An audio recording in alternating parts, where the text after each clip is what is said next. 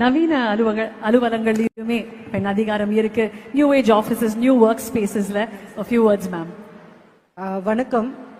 நான் எல்லாரும் சொல்ற மாதிரி திருவாரூர்ல அரசு மருத்துவமனையில பிறந்த ஒரு ஆளு.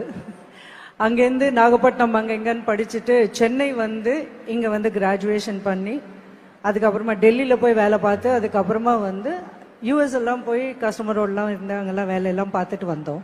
ஒரு 4 வருஷம் முன்னாடி இங்க ஒரு தொழில்துறை நிறுவனம், ஒரு ஐடி ஸ்பேஸ் ஒன்று இங்கே ஓப்பன் பண்ணோம் அப்படின்னு பார்க்கும்போது நல்ல கோவிட் டைம்ல நாங்கள் ஸ்டார்ட் பண்ணோம். ஸ்டார்ட் பண்ணும்போது எங்களுக்கு தானா சேர்ந்த கூட்டம்னு வாங்க பாருங்க, அந்த மாதிரி ஒரு 5 பேர் பெண்கள் நான் ஜெசி, ஜமுனா, அலிஷியா, பிரின்சி, நித்யா அப்படின்னு சொல்லிட்டு நாங்கள் எல்லாம் சேர்ந்து ஆரம்பிச்சது தான் இந்த கம்பெனி. இப்போ ஒரு 500 பேர் இருக்கோம்.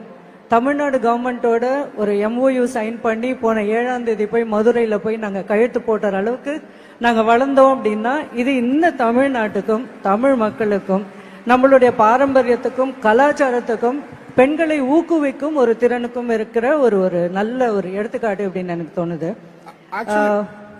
Yes ma'am. ஆக்சுவலி மேடம், பொதுவா ஏஐ இண்டஸ்ட்ரி இதெல்லாம் பார்த்தோம் அப்படின்னா பொதுவா பெருநகரங்களை சென்னை மாதிரி நிறுவனங்களை வைக்கணும் நினைப்பாங்க. நீங்க ஏன் மதுரையை தேர்வு பண்ணீங்க? மதுரையில பாத்தீங்கன்னா பேர்லயே ஏஐ இருக்குது. அங்க ஓடுற வைகையில 2 ஏஐ இருக்கு. மல்லிகையில பாத்தீங்கன்னா ஒரு ஏஐ இருக்கு. அங்க சுடுற இட்லியில, தோசையில, வடையில கூட ஏஐ இருக்கு. ஆனா இப்படி ஒரு பதில நான் மட்டும் இல்ல, யாருமே எதிர்பார்த்திருக்க மாட்டாங்க. இல்ல, அது இது நான் சும்மா தமாஷா ஒரு சிரிப்பு இருக்கட்டுமேன்னு சொன்னேன்.